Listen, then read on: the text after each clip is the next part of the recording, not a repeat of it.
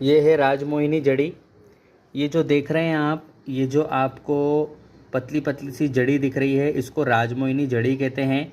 और ये इसके ऊपर जैसे ही पानी लगता है तो इसके अंदर हरकत होने लग जाती है, यानी ये पानी के ऊपर चलने लग जाती है। कि इसको पानी में डाल के टेस्ट भी करा जा सकता है।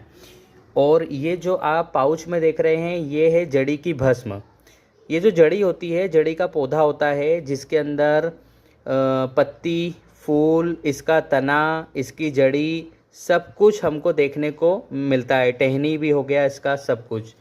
तो राजमोहिनी जड़ी का जो पूरा पौधा होता है, इसका उपयोग किया जाता है इसके फल, फूल, पत्ती, टहनी, लकड़ी, सबको और जड़ी को सभी को तोड़कर, पीसकर पूरा कपड़ छान करा जाता है और एक पाउडर के रूप में बनाया जाता है। और वो फिर पाउडर हमें इस रूप में दिखाई देता है, जो कि एक भस्म के रूप में दिखाई देता है। अब इस राजमोहिनी जड़ी का क्या उपयोग है? राजमोहिनी जड़ी अपने आप में बहुत ज़्यादा पावरफुल जड़ी होती है। इसका दूसरा नाम जगमोहिनी भी होता है और मनमोहिनी भी होता है। ये 3 नामों से जानी जाती है।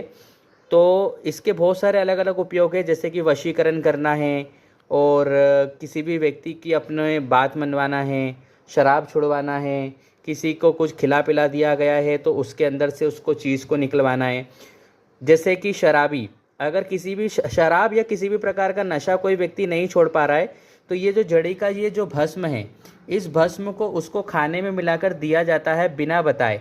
और अगर नशा करने वाला खुद भी परेशान है तो वो खुद भी इस भस्म का उपयोग इसको खाकर ऊपर से पानी पीकर कर सकता है।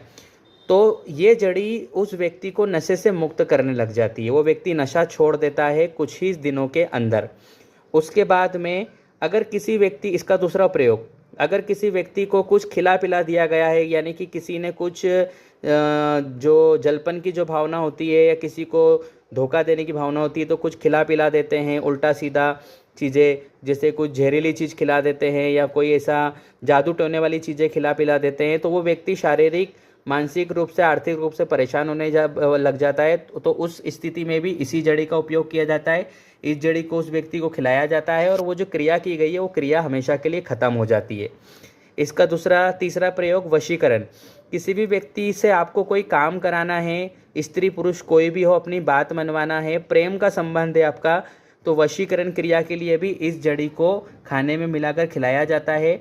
और इसका जो चौथा प्रयोग है वो है किसी का मन अपनी तरफ बदल देना, यानी कि मन चित्त बदल देना, वो भी इस जड़ी से ही होता है। या तो इस जड़ी को खिला दो या उसके नाम से उड़ा दो, दोनों ही कंडीशन में ये जड़ी काम करने लग जाती है।